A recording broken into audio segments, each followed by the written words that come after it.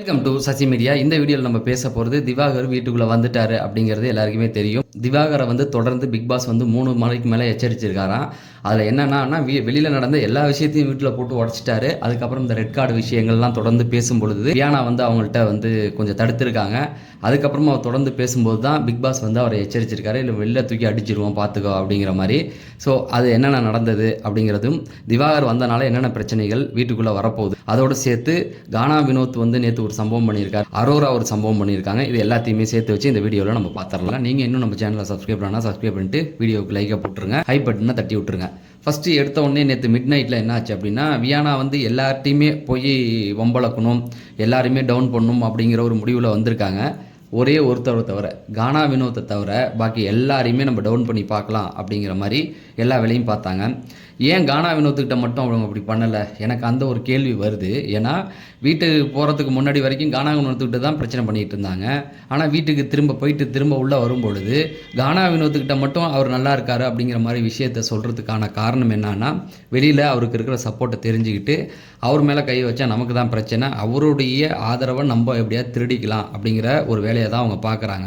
ரெண்டாவது, red card வாங்கிட்டு போனால் 2 பேரை பற்றி ரொம்ப அப்படியே அழகாக வாழைப்பழத்தில் ஊசி ஏற்றுற மாதிரி அப்படியே அவங்க மேலே தப்பு இல்லை, மற்றவங்க தான் தப்பு அப்படிங்கிற மாதிரியான சில விஷயங்களை அவங்க பண்ணிக்கிட்டு இருக்காங்க. முதல்ல வந்து நேற்று அரோராட்டை என்ன பண்ணாங்க அப்படின்னா, அந்த கார் டாஸ்க்கை பொறுத்த வரைக்கும் அது அவங்க பண்ணது சரிதான், அது வந்து கேம் தானே அப்படிங்கிற மாதிரி அரோராக்கிட்ட எடுத்து பேசியிருக்காங்க. இது வரைக்கும் எல்லார்ட்டையும் போய் பாயிண்ட் எடுத்து பேசினாங்க. அரோரா சும்மா விடுவாங்களா, அவங்க ஒரு பாயிண்ட் தூக்கி போட்டாங்க. அந்த கேமை அப்படி விளையாடக்கூடாதுமா, அதாவது உதைச்சது தான் தப்பு, தள்ளி விட்டது தப்பு இல்லைன்னு வியானா சொன்னாங்க. அந்த கேமே ஃபஸ்ட்டு அப்படி ஆடக்கூடாது, டாஸ்க்கு ரூல்ஸ் படி டாஸ்க் லெட்டர்லேயே வந்தது, நீங்கள் அந்த கேமில் நீங்கள் தனியாக நின்று எவ்வளோ நேரம் உங்களால் அங்கே நிற்க முடியும் அப்படிங்கிறத காட்டணும் அப்படிங்கிறது தான் பிக் பாஸ் சொல்லி அனுப்பியிருந்தார்.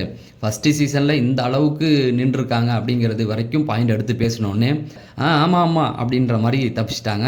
அடுத்த அரோராட்டை 2வது பாலை தூக்கி போட்டாங்க.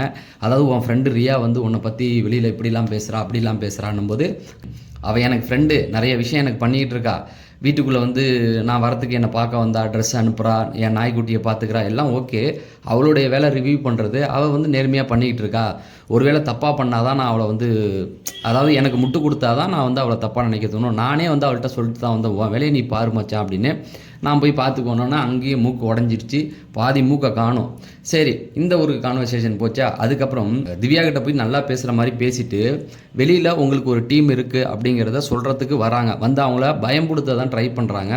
திவ்யா நீங்கள் வந்து வெளியில் கேம் இங்கே வீட்டுக்குள்ளே வந்து 200% கொடுக்குறீங்க, வெளியிலையும் அதே போல் இருக்குது அப்படின் போது நான் கேட்டால் அது தப்பாக போயிடும், நீங்கள் என்கிட்ட பேச மாட்டீங்க, என்னை சொல்லக்கூடாதுன்னு வேறு சொல்லியிருக்காங்க அப்படிங்கிற மாதிரியான ஒரு பாலை தூக்கி அவங்கள்ட்ட போட்டாங்க. விக்ரம் தெரியும், விக்ரம் வந்து நல்லா எல்லாரையும் மேனிப்புலேட் பண்ணி ஒரு கேம் ஆடுறாருன்னு அவரை போய் ஒரு போட்டு விட்டாங்க. சாண்ட்ரா அவங்க நடித்து தான் இவ்வளோ நாள் வந்தாங்க, நடிப்பு இல்லைன்னா அவங்களால இங்கே இருக்க முடியாது, அவங்க பெரிய நடிகை அப்படிங்கிற மாதிரி ஒரு பாலை தூக்கி போட்டாங்க. இதில் இன்னொரு விஷயம் பார்த்தீங்கன்னா, சபரிக்கிட்ட வந்து நீ வந்து மிச்சர் தான் சாப்பிட்டுக்கிட்டு இருந்த, இப்போ நீ வந்து இவ்வளோ தூரம் வந்ததே வேஸ்ட்டுன்னு நான் நினைக்கிறேன் அப்படிங்கிற மாதிரியான விஷயங்களை தொடர்ந்து எல்லார்ட்டையும் பண்ணிட்டாங்க. அரோராகிட்ட ட்ரை பண்ண போகும்போது மூக்கில் ஒரே அடி, ஓடு நிமித்த பக்கம் வராதன்ற மாதிரி போட்டாங்க. கானா வினோத்தை மட்டும் ரொம்ப அப்படியே புகழ்கிற மாதிரி புகழ்ந்துக்கிட்டு இருக்காங்க. ரெண்டாவது, வெளியில் போன அந்த 2 பேரை வந்து அப்படியே முட்டு கொடுக்குற மாதிரி, இப்போ கொஞ்சம் வெளியில் அவங்களுக்கு ஆதரவு கொஞ்சம் இருக்காங்க இல்லையா, அதை நம்ம திருடிக்கலாம் அப்படிங்கிறதுக்காக அந்த மாதிரியான விஷயங்களும், அவங்க மேலே தப்பு இல்லை அந்த மாதிரியான விஷயங்களையும் தூக்கி எடுத்துகிட்டு வந்துட்டு இருந்தாங்க. அடுத்தது, கானா வினோத் வந்து இவங்களை கரெக்டாக ஓரளவுக்கு கணிச்சிட்டாரு. சாண்ட்ராவை அவங்க நடிச்சுக்கிட்டு தான் இருக்காங்க அப்படிங்கிற மாதிரியான சில விஷயத்தை அவர் கண்டுபிடிச்சிட்டாரு. எப்படி அப்படின்னு பார்த்தீங்கன்னா, இவங்க வந்து, அதாவது போன வாரம் நடந்ததை வச்சு அவர் பேசலை, அதுக்கும் இதுக்கும் சம்மந்தம் இல்லை, அதை வந்து தப்பாக புரிஞ்சிக்க வேண்டாம். அவர் அதுக்கு முன்னாடி நடந்த சில விஷயங்களை கண்டுபிடிச்சி பேசிக்கிட்டு இருக்காரு. அதாவது ஒரு காலகட்டத்தில் நைட்டு 10 மணிக்கு தூக்கம் வரும், எனக்கு அது டிஸ்டர்ப் ஆகுது அப்படின்னு சொல்லி நம்ம பாட்டு பாடினப்பெல்லாம் இவங்க போய் வெளியில் போய் படுக்கிறேன்ட்டு போய் நம்மளை தொல்லை பண்ணாங்க. அப்புறம் சேது சார் வந்து சொன்னார் இல்லையா, சொன்னதுக்கு அப்புறமேட்டுக்கு என்ன பண்ணாங்க, அடுத்த நாள் 3 மணி வரைக்கும் முடிச்சிருந்ததெல்லாம் பார்த்தேன். இவங்க ஏதோ நம்மளை வச்சு ட்ரை பண்ணுறாங்க இல்லையா அப்படிங்கிற மாதிரி அதை ஒரு கண்டுபிடிச்சிட்டாரு. என்னென்னா இவ்வளோ நாள் ஆகணுதா அப்படிங்கிறது தான் எங்களுக்கு.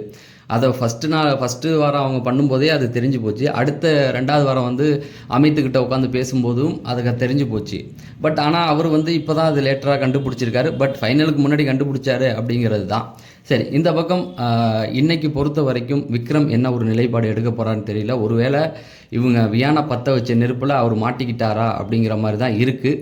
பார்க்கலாம். ஆனா அரோரா நெறைய விஷயம் சொன்னாங்க. தப்பிச்சு ஓடாத, பயந்து ஓடாத, இரு பார்த்துக்கலாம். அடுத்தடுத்து யார் வேணாலும் உன்ன வந்து அடிக்கலாம். நின்னு பாரு அப்படிங்கிற மாரி. ஸோ அதில அவரு மட்டும் கொஞ்சம் டேஞ்சர் பொசிஷன்ல இருக்காரு. விட்டுட்டு ஓடிருவாரோ அப்படிங்கிற ஒரு பயம் இருக்கு. அடுத்தது திவாகர் வந்தா, அதாவது நெறைய பேர் என்ன சொல்றாங்கன்னா, திவாகர் வந்து பொளந்து எடுத்துருவாரு. வெளியில போனவங்களுக்காக பயங்கரமா வெளியிலேயே பேசியிருக்காரு. வீட்டுக்குள்ள வந்து பேச மாட்டாரா அப்படின்னு. அவ்வளோ சீன்லாம் கிடையாது. வீட்டுக்குள்ள அனுப்பும்போது சேனலுக்கு எதிரா பேசக்கூடாதுன்னு சொல்லி தான் அனுப்புவாங்க. முக்கியமா அந்த ரெட் கார்ட பத்தி நீ அது வந்து தப்பு கிப்புன்ட்டின்னா விஜய் சேதுபதிய தப்பா சொல்ற மாரி ஆவது, சேனல தப்பா சொல்ற மாரி ஆயிரும் இல்லையா?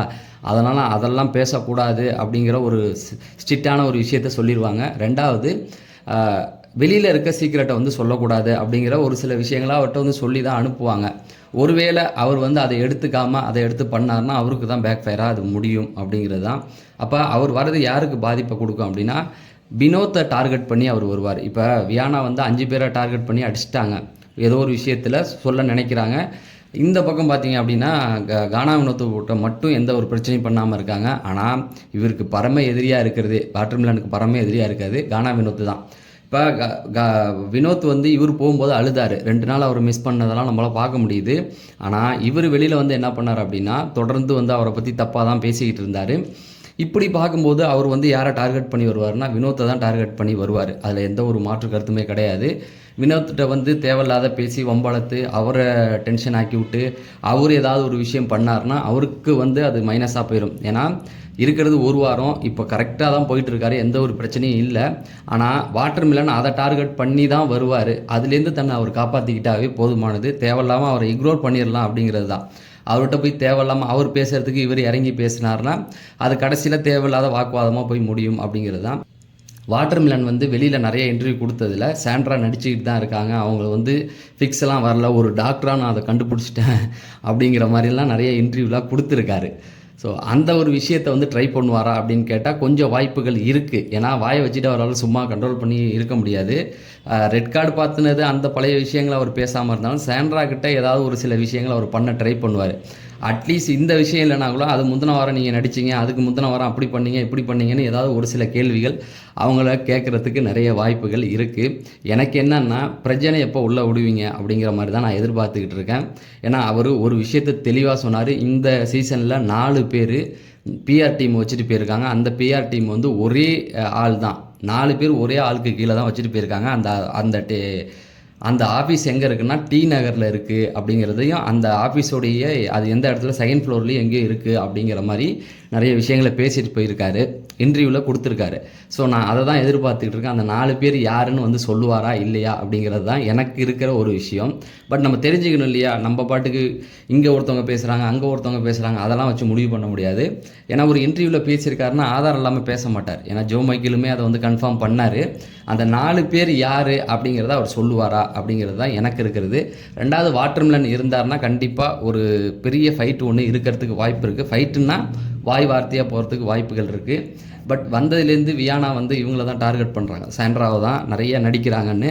அதுக்கு என்ன ரியாக்ட் பண்ண போகிறாரு அப்படிங்கிறதெல்லாம் பொறுத்து இருந்து பார்ப்போம். நிறைய அப்டேட்டுகள் இந்த வாரம் தொடர்ந்து வரப்போகுது.